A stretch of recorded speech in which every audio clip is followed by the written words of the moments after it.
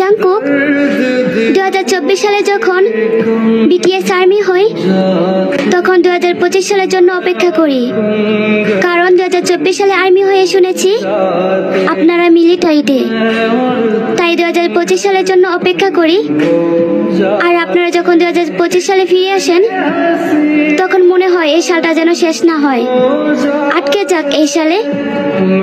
আর এখন কেন জানি মনে হয় একটা বছর শেষ হওয়া মানে আপনাদেরকে হারিয়ে ফেলা। জানি না সে নিকৃষ্ট দিনে কি হবে, যেদিন হাজারো প্রজাপতির চোখের পানি দেখো আমার রাজাদের মন গলবে না, হয়তো থাকতে চাইবে কিন্তু বাস্তবে হারিয়ে যাবে।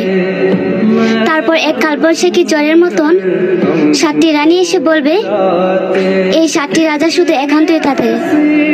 সেদিন হয়তো শুধু দেখবো কিন্তু বলতে পারবো না তারা আমাদের।